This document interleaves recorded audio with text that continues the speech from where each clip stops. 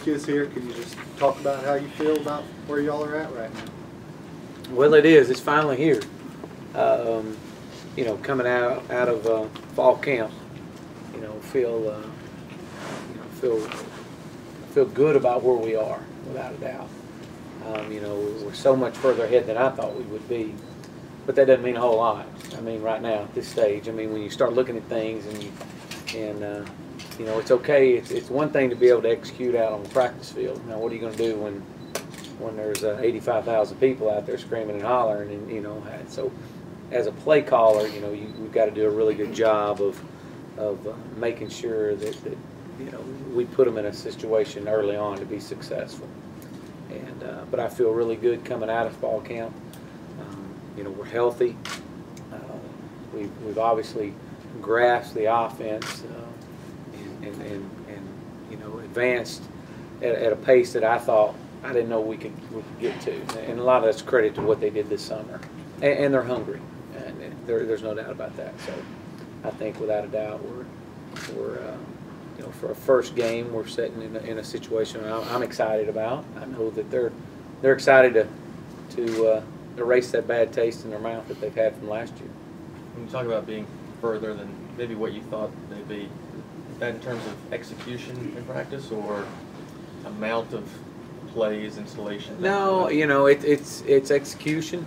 It's the install of the overall offense to where we're at. I mean, we've got, you know, we're so much further ahead than where we were or where I thought we would be. Still doesn't mean that we're going to take everything into this game. I mean, you still have to go back and execute what you do, and you got to get good and hang your hat on something. So, but they've done a great job of executing what we've asked them to do. It's just now, you know, in a pressure situation, how are you going to respond? And you know, you got so many young players out there. You know, again, that's going to fall back on me as a play caller, making sure, especially early in the game, that you try to keep it as simple as you can and really thrive on what we do. I mean, that's kind of the way I've always been in that regard. So did you base, you said it picked up speed faster than you thought it would, the implementation of this? Is that because it's been so long? I mean, at Tulsa, they kind of knew what you were doing. It's been a long time since you've had to fully introduce us to a team that didn't know what you were talking about. I think, Bart, yeah, you know, without a doubt, I think that they've had to come in and you know, it really forced them this summer to come in and really work hard on their own, especially when we came out of spring ball.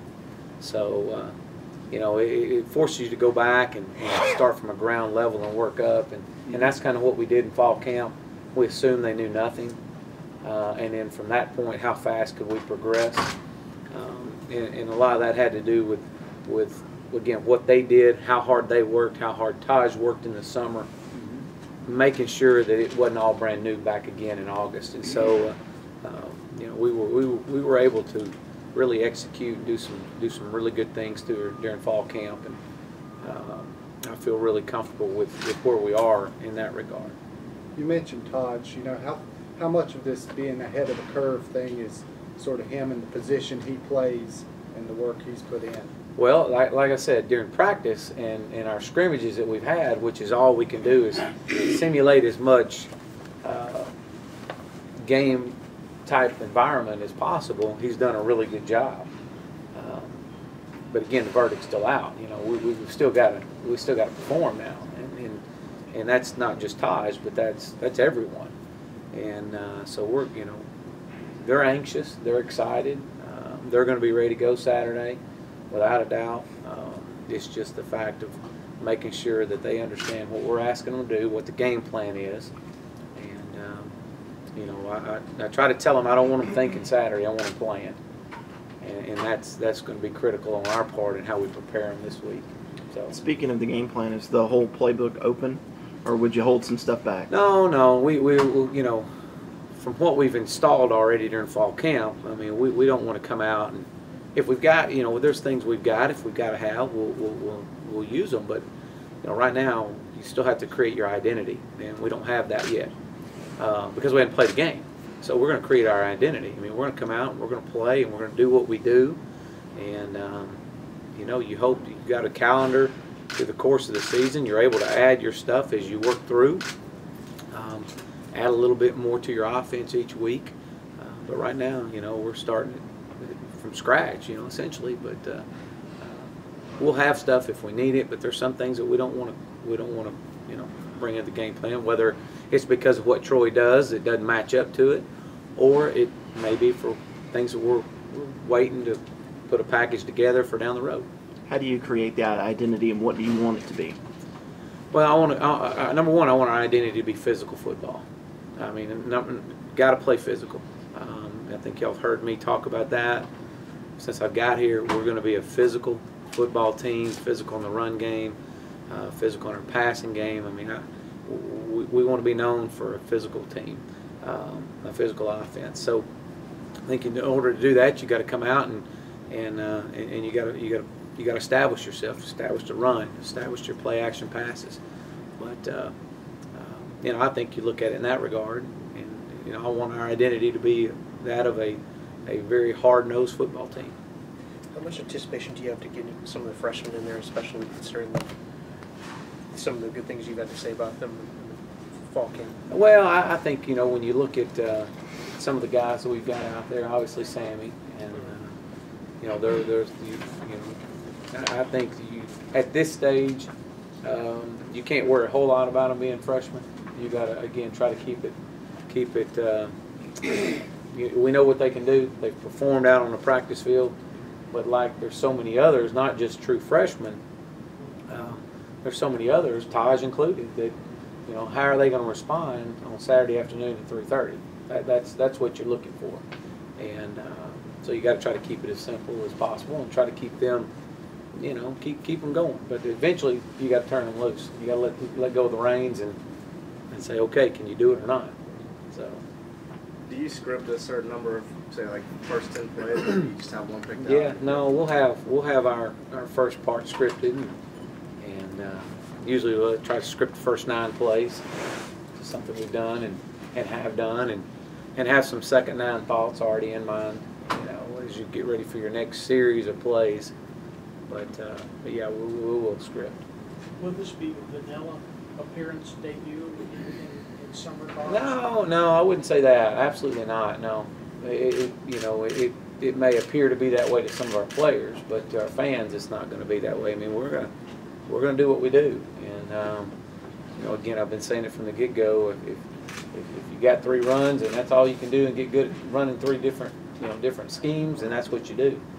But there'll be, you know, many different presentations, but no, we'll be wide open. I can tell you that. Finished product? Well, I hope, you know, you'd love to say that you're at least taking that step that to get you going in that direction. But I think there's still we still got a long way to go. I mean, it's just game 1. So. What are you most concerned with at this point? With just how they're going to respond, you know, and when they step out there, is it going to be that just a complete glaze over to where that, you know, they've forgotten everything that we've said and done since August the 5th, or is it going to be, hey, look, we've got them, you know, here we go. So I don't know. I don't know that. I can't answer that right now. And I've talked to Taj about that. You know, I know what he can do in practice, but you know, and all you can do is prepare them, and they're going to prepare themselves. They're working hard at their watching film on their own.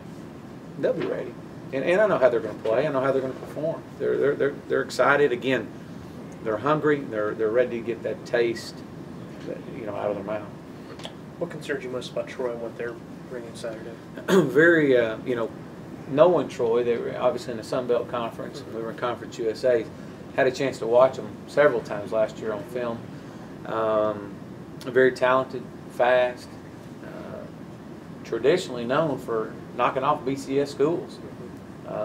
We played Oklahoma State last year the week after they played them, and they took Oklahoma State to a 38-31 ball game. And very, very physical team, run really well defensively. obviously their coaching staff has been together for quite some time, and you know, they'll have them ready. I mean, you know, several of their players, they've got several really good players from a defensive line standpoint and linebacker that you know, this is going to be a big ball game for them. I mean, obviously it's their first game, but it's against a BCS opponent. And knowing, coming from Tulsa, when we went to Notre Dame last year, I knew how much motivation our players had going into that environment, and you know, and what we were playing for up there. So that's things that I'm going to, you know, I'll be sharing with our offense, and I know Coach Sweeney's talked to the team about. This is a very dangerous football team. Don't get me wrong, but so there's really, you know, just obviously just, you know, Troy, their tradition, and what they bring. You said you don't like to sub at all on the offensive line. What are your substitution preferences for receiver? Like during a drive, you like to keep the same grouping? Well, it all depends. I mean, you know, when we start talking offensive line, I mean, we have to make some substitutions here and there, and then you obviously will do that. But from the wide receiver standpoint, you know, because of what we do, we've got to have several ready to play. You know, as many as 6 to 8. You know, you better have them ready to go. So you'll see those guys, you know, whether it's a deep ball shot that we overthrew, and we take him and bring him off the field, bring another guy on. So it's not, there's not a set rotation as per se right now, but you know, we'll do. Coach Scott and I'll get together this week and do a good job of managing reps, some guys, making sure that we've got them fresh and ready in the fourth quarter. A week or so ago, you mentioned Andre Ellington looked healthy, but conditioning is the one area you wanted to bring up. Didn't know if 15 carries a game might be too much for him. Just kind of where do things stand? Well, I think Andre, you know, since then he's obviously working hard, doing some running on his own, trying to get back and get caught up, get back into shape, and he's done a good job of that. We've done a good job as a staff of trying to run him after practice. I know we ran substantially last Friday.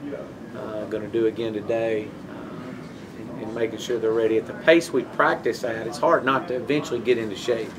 So I think you're seeing him getting into more and more shape, and yet we're trying to be smart on his reps, you know, especially against good-on-good situations out in practice to keep him healthy. But I think you're not going to have a problem. You'll see 23 going Saturday without a doubt.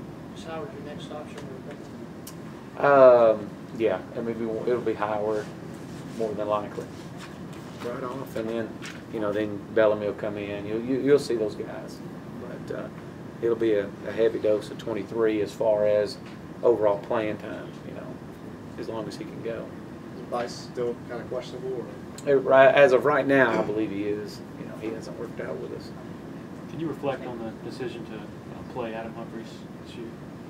Well, you know, I think looking at Adam right now, coming into it, he's. You know, we've got him there if we need him. I mean, I think you got to look at it. It's, you know, we're trying to bring Martavius along and get him caught up in this whole mix and get him, you know, to the point on the offensive side of the ball that you can put him in and feel comfortable with. And he's working extremely hard at that. He's not there yet. But you know, with that being said, you know, you'll see him. It'll be in certain situations type of deal, but. It's just kind of putting Adam in that situation that he's really got to be able to come in and help out in place of a Sammy and Marquand, you know, at the pace that we plan to play at, obviously. How different is Taj from last spring to 5 days before kickoff? Well, I hadn't seen him today, so I don't know. Saw him yesterday, and he seemed okay. Last spring, I mean, he was, you know, Taj is such a great kid and great competitor, and really has to, you know, he has to study the game. He has to really focus in, and you can definitely tell there's days that when he doesn't focus in for practice and ready to go and prepared mentally, that he struggles at practice, and those are the things that we've tried to really talk about. Is, you know, it's more to. You know, you can't just think about football the 2 hours you're out on the field. You can't do that. So, you know, that's something he's really worked hard at over the summer. and it's paid off. But I think that you're going to see that he's going to he'll be ready to go this week. He's excited. He really is. This is his chance. He knows this is a great a big year for him. All we ask him to do is manage the game, and I keep stressing that to him. He's got plenty of playmakers around him. Just manage the game. Again, I guess I'm a little different in some regards, and maybe some offensive coordinators. We've got a great opponent. We're going against Troy, but realistically, our biggest opponent is ourselves. At times, because we got to focus on what we do and making sure that. We know we're going to be prepared for Troy. We're working against Troy, but it comes down to execution, and you got to do what you do, and that starts at the quarterback. When he's playing well, we're playing well. When he's not, then it's just kind of the way it works. There's about 119 other Division I schools that probably tell you the same thing. So, Chad, what was your reaction to Damaris Johnson? Such a great young man, unbelievable football player. Holy cow! I don't know the whole ins and outs behind the story on it, but anytime you're talking about a young man that in the history of college football holds the all-time all-purpose yardage mark and record, that's tough. That's going to be tough for anyone, any school to overcome. I know those players at Tulsa. I've talked to a few of them that call me and just wishing me luck this week, and me wishing them luck is they'll respond. That's what they do, and hopefully whatever the investigation, all the situation works itself out. Hopefully it's in the best interest of that team. I know Coach Blankenship has done a great job in putting a tough situation right now. So you say you refer to him as a great young man, so that speaks to his character? Yeah, he is. I don't know the background behind everything. My dealings with Damaris when he was there, he's a fierce competitor, and really takes on leadership in that wide receiver room. Someone you could definitely depend on, but again, without knowing all the situation behind it, I hate that for the team. I hate that for them as well. Off the subject of this week, did you give any thought to this offense sort of being more in the bloodstream of college football and everybody getting used to it more? Last night, the Saints and the Raiders were using it quite a bit last night. So when it gets to that point, that tells you that everybody's aware of it, everybody's experimenting with it. Do you lose an edge that way, or I think eventually the more people that run it, the more people are going to have to defend it, and when that happens, and you start looking at what else is out there, what's next, and but I think you're going to see more and more each year. I think you're probably going to see anywhere from I don't know how many you'll see running the fast pace. I would be willing to bet you're going to see in Division I probably 30 plus teams running it. But I think that like I said, the more people do it, the more they have to defend it. I think that it takes a little cutting edge out of it. But you still have the edge of still got to execute. Yeah, but and they still can't substitute if you don't want them to. That's right. That's right. You kind of got the hammer. Yeah. In a way. I think what you'll eventually see is probably some rule changes in the near future, whether they go back to the 25-second clock or they'll have to do something to kind of balance things back up. But that's just, that's the word out there. Okay. How much real work do you give Cole to prepare? Does he have to do that on his own? No. Cole gets quite a bit of work. He gets quite a bit of work at practice. He gets all the reps with our seconds, and making him ready to go. He's obviously in the film room and studying. He's a student of the game. He's a young man that obviously we don't want to use, but if we got to use, then he'll be ready. It'll be interesting to see how big his eyes are Saturday. When he steps out there. But He'll be ready to go. He's a good one for us, but he gets quite a bit of reps. Did you script him into the game, or do you just wait No, and see no, how the no. game takes the course? No, I hope he's not scripted in the game. We don't want to script him in the game. No, he'll get his reps in practice, and from that point, who knows how it works. You know, hopefully we get a chance to play him, you know, in every game, but there's no guarantees. In our little packet of notes, it says Sammy's only the second first-year freshman receiver to start the opener here ever. You know, how advanced is he compared to other sort of freshman receivers you've seen? I think Sammy's an unbelievable talent. I think you see that. He's still a freshman that's done a really good job out on the practice field and in our scrimmages. You know, last time he put on a helmet in a live game where the clock's really ticking was, I'd be one of the best. Probably had about maybe 15,000 at his game in high school. But I think the potential is endless for Sammy. Still not proven anything yet outside of just practice. And so we'll see. He's going to be like everyone else. We're going to have to, you know, we'll do a good job managing his reps and keeping him in the flow of things and not getting out there and trying to, you know, him to wear down quick and get winded and you know, not perform at the level we want him to play at. So unbelievable talent. There's no question on that. But again, we'll wait and see till about 6:30, 7 o'clock Saturday afternoon and see, you know, how he advanced through his first game. Does he bring maybe a big play element or potential that maybe wasn't around here last year? Yeah, I think Sammy obviously brings a, you know, just an explosion. I mean, he's big, he's physical, he's definitely well mature above his years as far as a football player, and I mean that in route running, the ability to use his hands, blocking, toughness. So I think that. You know, I think he's only going to get better, as they all are. But he's definitely a young man that has a lot of great future ahead of him as long as he keeps getting better, pushing himself. What do you expect Nuke Hopkins' role to be?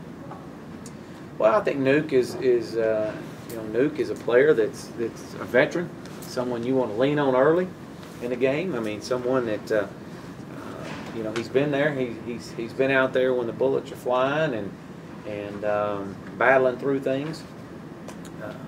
So I think, you know, you hope that he's able to kind of share some wisdom with some of those younger guys before the game and talk to those guys about it. But I think Nuke's going to give you a role much like he played last year. You know, he's a great hands guy.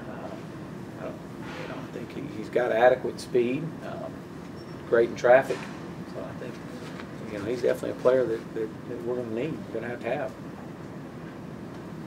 In the spring, you weren't all that impressed with the overall speed on offense. Has that changed a little bit with this group of freshmen? I think it has, without a doubt. I think those guys have came in and definitely added a little bit more of a dimension to us as far as our overall speed.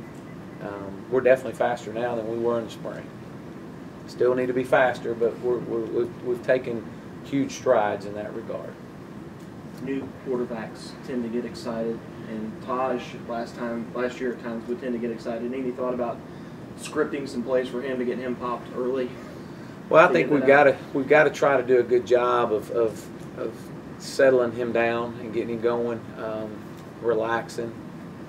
Getting into a rhythm, a flow of things, and I think that's what you know, as a play caller, you got to do. You have to take that role of trying to you know, get him in a flow of things, and you know, whatever that involves, I don't know yet, but yes, I think absolutely you got to at least make him part of it.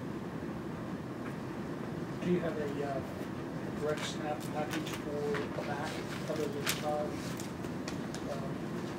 Wildcat, Tiger, whatever you guys.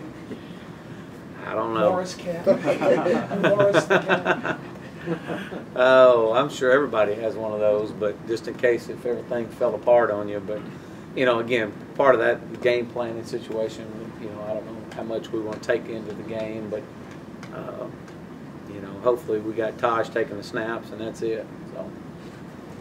It looks like the strength of that Troy defense is up front with some good pass rushers up there. What challenges do they give you? Well, they've got a really sound defensive end. I mean, the guy's really a good player. I think he was second in the country here in sacks last year.